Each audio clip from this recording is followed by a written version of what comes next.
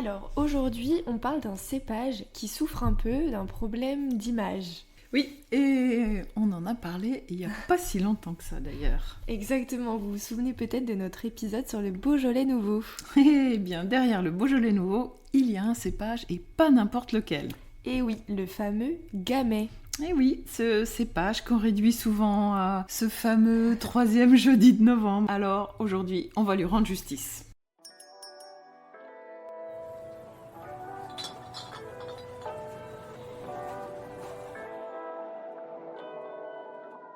Alors, soyons honnêtes, quand on dit Gamay, beaucoup de gens pensent immédiatement... Oh, Beaujolais nouveau. C'est ça, exactement. Et pas toujours avec un sourire admiratif. Non, non, pas toujours. Parce que le Beaujolais nouveau a longtemps véhiculé l'image d'un vin simple, primeur, à boire vite, parfois un peu caricatural. Hein. Alors que bon, j'imagine que c'est pas vraiment ça. Enfin, pas que ça en tout cas. Non, pas du tout. Le Gamay peut produire des vins d'une grande finesse, avec de la profondeur, de la structure, et même un vrai potentiel de garde. Hein. Donc aujourd'hui, on va réhabiliter un peu le Gamay. Et oui, tout à fait. Donc déjà, pour revenir aux bases, ça vient d'où le Gamay ? Historiquement, il est né en Bourgogne, mais il s'est un peu fait virer, un peu fait chasser. Au XIVe siècle, Philippe le Hardi, qui était duc de Bourgogne, a décidé d'interdire le Gamay au profit du Pinot Noir, qu'il jugeait plus noble. Alors du coup, le Gamay s'est installé plus au sud, il s'est expatrié dans le Beaujolais, où il a trouvé un terrain parfait pour s'exprimer. Donc quand on parle du Gamay, on parle forcément du Beaujolais en fait. Majoritairement, oui, hein, le Beaujolais est vraiment son royaume, mais il existe aussi ailleurs, dans la Loire, en Suisse, un peu en Savoie. Et si on reste dans le Beaujolais, il y a plusieurs niveaux. Oui. Et d'ailleurs, t'as raison de le mentionner, c'est important de le rappeler, on a l'appellation Beaujolais, régional, Beaujolais village, un peu plus ciblé dans certains villages, et surtout les 10 crus du Beaujolais qui sont Morgon, Fleury, Moulin-à-Vent, Brouilly, Côte de Brouilly, Saint-Amour, Chirouble, tant que j'en oublie pas, Juliena, Régnier et Chéna. Et là, on change de direction. Le Gamay n'est plus seulement le Beaujolais nouveau, ça n'a rien à voir. Ah bah complètement. Les crus comme Morgon, Fleury, Moulin-à-Vent ou encore Brouilly donnent des gamets beaucoup plus complexes, plus structurés et parfois même assez bourguignons. On dit qu'ils pinotent. Donc si quelqu'un dit je n'aime pas le Gamay... Eh ben on peut lui demander s'il a déjà goûté un cru du Beaujolais. Bon...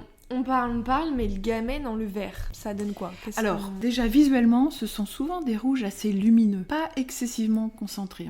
On peut voir à travers, c'est pas des vins opaques. Et au nez, on retrouve souvent des arômes de fruits rouges frais. Tu vois, de la framboise, de la cerise, de la groseille. Quelque chose un peu gourmand. Oui, très gourmand d'ailleurs. Et puis parfois, on trouve une petite note florale. On trouve de la violette, de la pivoine, surtout sur des appellations comme Fleury. Et en bouche, c'est la même chose ? Alors, ce sont des vins qui sont peu tanniques en général, et c'est ça qui surprend. Les tanins sont souples, l'acidité est présente, ça donne des vins très très digestes finalement, des vins qu'on peut boire avec plaisir, sans lourdeur. Et côté vinification, est-ce qu'il y a une méthode particulière qui est associée au Gamay ? Oui, alors très souvent on retrouve la fameuse macération carbonique, la carbo, on dit.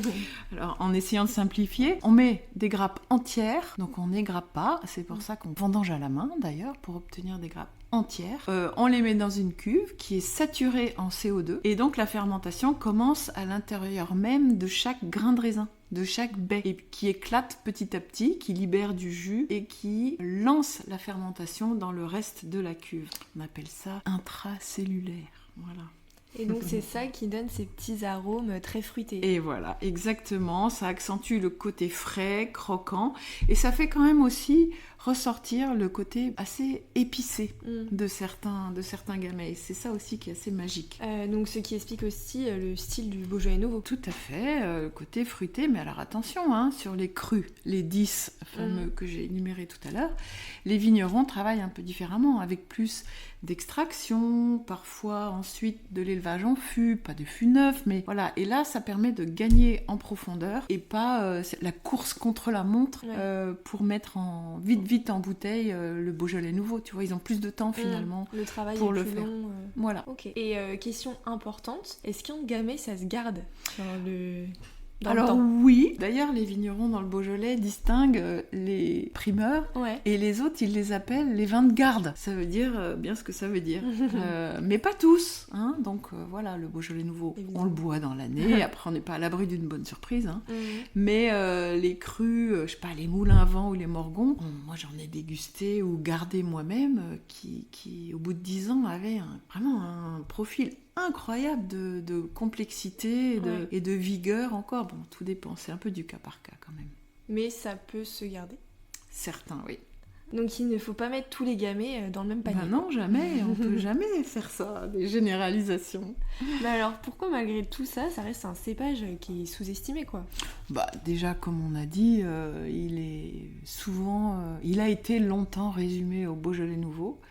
Et puis aussi parce qu'il est léger. Et dans l'imaginaire collectif, un vin léger, c'est pas un vin de garde, ouais, c'est un vin plus simple.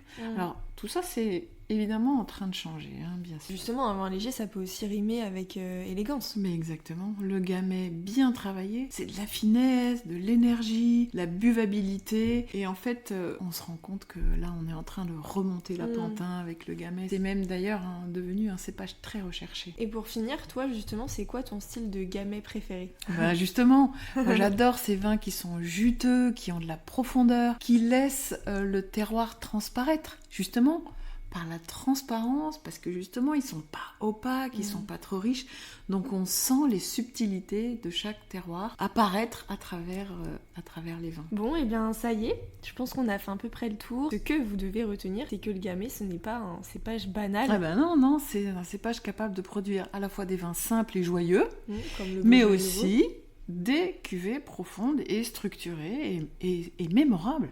Alors la prochaine fois que vous voyez un cru du Beaujolais, laissez-vous tenter. Bah ouais, et si vous voulez découvrir des gamets de petits domaines confidentiels, vous savez où nous trouver. On avait d'ailleurs un Saint-Amour ce mois-ci dans les box du mois, alors rendez-vous sur 3x20.com pour le retrouver. et voilà, et sinon, on se retrouve mercredi prochain pour un nouvel épisode.